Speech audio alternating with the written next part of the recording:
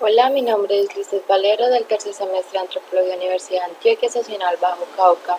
Este video es para la materia Introducción a la Lingüística, la cual he llamado de camino a las lenguas nativas en Colombia, historia, clasificación y criollística. Colombia es un país con una diversidad lingüística muy amplia que depende de condiciones geográficas, culturales, sociales y políticas, ubicando a las lenguas no solo como instrumentos de comunicación, sino como procesos históricos de memorias que permite entrar en contacto con universos culturales de tradiciones, costumbres, ritos, oralidades, como parte de sus conocimientos como cosmogónicos, no permitiendo que se pierdan legados culturales que se van transmitiendo de generación en generación, construyendo identidades propias, unidad dentro de las culturas y sustentando la razón de ser de su existencia como pueblos indígenas o aborígenes. A lo que vamos a hacer un panorama general de las lenguas en Colombia. Las lenguas fueron configuradas en base a la resistencia de la conquista y la colonización gracias al descubrimiento de América por Cristóbal Colón en 1492, el 12 de octubre de 1492. Con la llegada de estos hallaron una gran cantidad de lenguas diferentes que ellos no podían entender, solicitando intérpretes para poder tener una comunicación efectiva entre estos diferentes grupos que se encontraron y poder tener una colonización. Europa en ese momento solo reconocía 77 idiomas, no tenía reconocimiento de estas otras lenguas, a lo que hay una pluralidad lingüística y cultural por su ubicación geográfica, dando una posibilidad de ubicar muchas lenguas por la confluencia de distintos lugares, ¿cierto? A lo que se le llama un área intermedia que comprende Mesoamérica, Caribe, Amazonía e Inca, convirtiéndose esto en una barrera lingüística, por lo que los conquistadores, misioneros, doctrineros y conquistadores necesitaban intérpretes, teniendo esto una incomprensión lingüística, ya que no se podía interpretar lo que ellos decían correctamente. Se solicita una unificación de las lenguas en el país por parte de Jiménez de Quesada, en las lenguas del Nuevo Reino, ¿cierto? Estas no se podían incluir ni la de Santa Marta ni las de Popayán.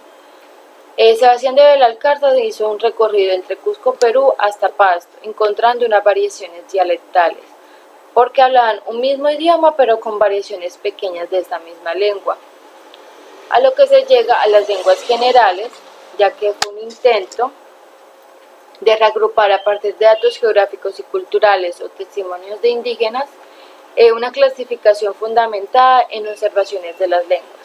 Esas lenguas generales se podían constituir en dos modelos: modelo incaico, que es el quechua, que era de fácil expresión, y el modelo mexicano, que era el náhuatl, que era de fácil expansión. En 1550 se le escribe al rey que la lengua base o la lengua fundamental fuese el español. En 1570 la corona española establece lenguas generales a 4: las chinchas o muiscas, la quechua o inca, la siona y la sáliva.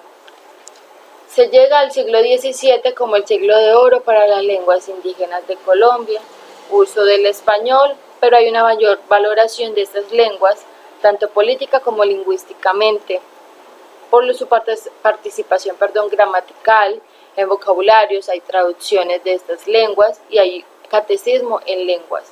Hay un ordenamiento lingüístico, ¿cierto?, donde hay unas reales audiencias que se hacen con pliegos de interpretaciones,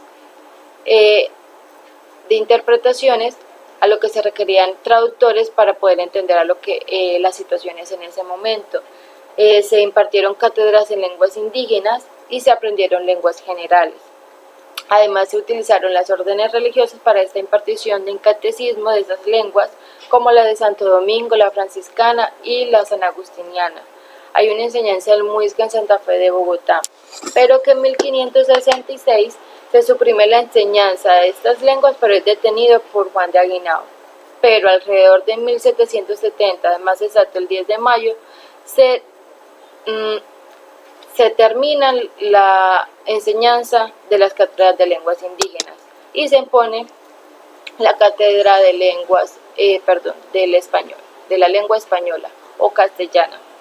En el siglo XIX se da un proceso de independencia en el país alrededor de 1810. Hay unas políticas indigenistas, pero como un esbozo de estas políticas, incluyendo en políticas a los indígenas, ¿cierto? Como actores para el reconocimiento de sus tierras. Simón Bolívar ya hace varias inclusiones de esos indígenas. Ya no se llaman indios, sino indígenas. Hay una enseñanza gramatical, pero ordena y establece que no es factible la enseñanza de lenguas indígenas e instaura en 1829 más o menos la enseñanza de lengua castellana. Y se da las lenguas clásicas, como es el francés, el inglés, el castellano y el latín, haciendo uso del clero, o sea, de la iglesia o de los misioneros, para esta enseñanza. A mediados del siglo XX se da un interés por los estudios lingüísticos coloniales, en 1920 alrededor, por las lenguas nativas. En la República se promueve el estado de una cultura nacional, preguntando quiénes son los que habitan en el territorio. En 1940 se da una preocupación por los indígenas. En 1941 se crea el Instituto Etnológico Nacional e igual alrededor a los años venideros se da el Instituto Etnológico del Cauca, de Antioquia y el de Atlántico. En los años 50 hay un periodo de violencia en el país por los diferentes partidos políticos como el conservador y el liberal, a lo que se da los movimientos indigenistas. Estos movimientos indigenistas se dan en las diferentes regiones del país y la lingüística se encuentra en suspensión. En los años 60, los movimientos indigenistas logran una restauración de tierras y educación de lenguas maternas y nacionales.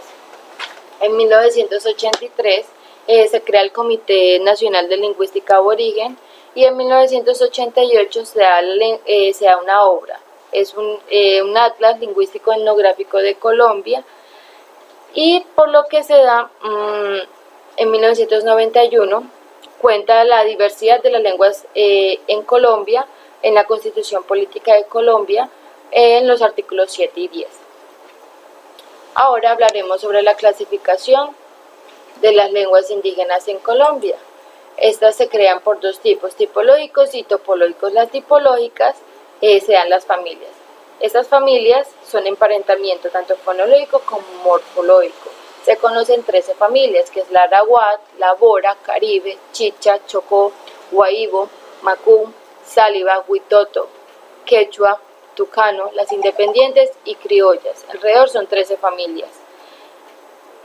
Y en ese momento se dan las de tipo topológicos, que es por la ubicación geográfica, origen común, su lugar de ubicación, que son las estirpes. Hay estirpes de proyección continental, regional y local. Las de proyección continental son las que salen del territorio colombiano, como es el quechua, el chicha, el arahuat y el caribe. Las de proyección regional son las lenguas de diferentes regiones alejadas entre sí dentro del país, como son el tucano, el Sáliva Piaroa. Y las de estirpes de proyección local son las que dan en una misma área.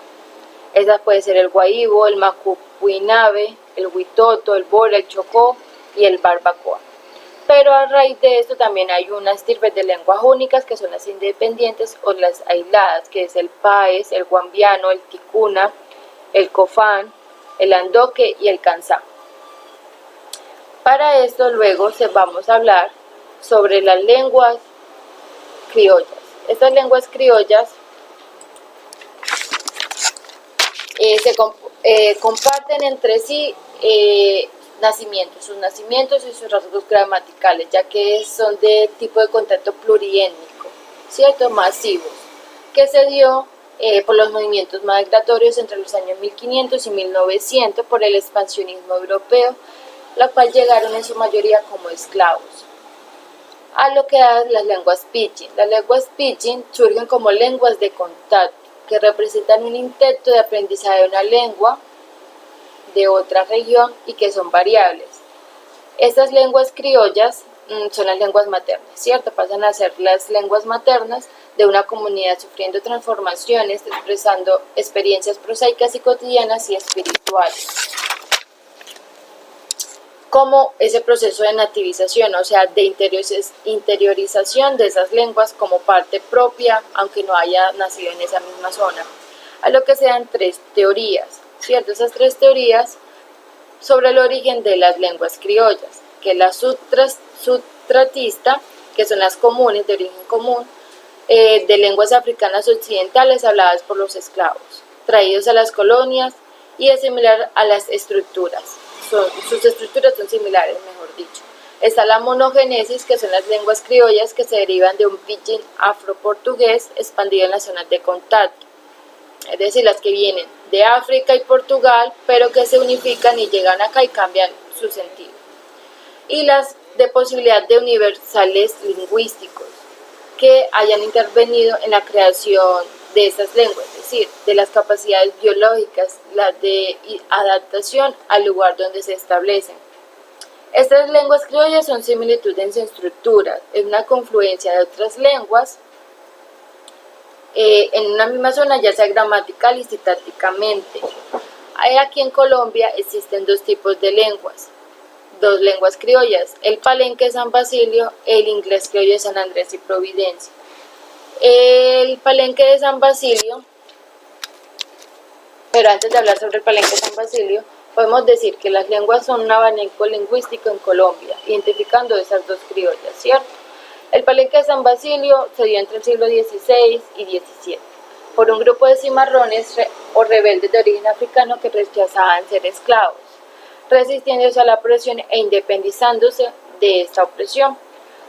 Por lo tanto, esa es una reliquia lingüística con fuerte influencia del bantú africano, como el Kikondo y el Kimbundu, que es como un español mal hablado. A lo que hablaremos el sanandresano, que es el inglés criollo de San Andrés y Providencia, es cuando aquí en 1631 se reunió un grupo de ingleses puritanos para fundar una colonia agrícola y comerciar con los indígenas, para luego reunir varios hablantes de lenguas europeas, formando grupos de resistencia cultural ante la imposición de española de mezcla de varios idiomas. A lo que el palenque tiene tanto africano como español y portugués. Podemos hablar también de ciertas partes de portugués, pero el sanandresano es el que tiene inglés, el portugués, el español y el irlandés. Es decir, todas estas lenguas diferentes que inventan un código para comunicarse entre ellas y luego se nativizan, se interiorizan como si fuera parte de esas propias.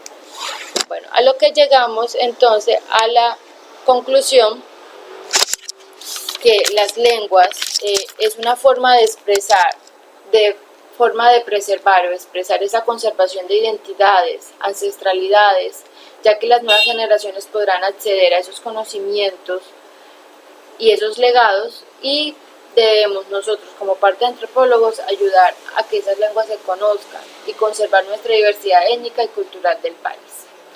Muchas gracias.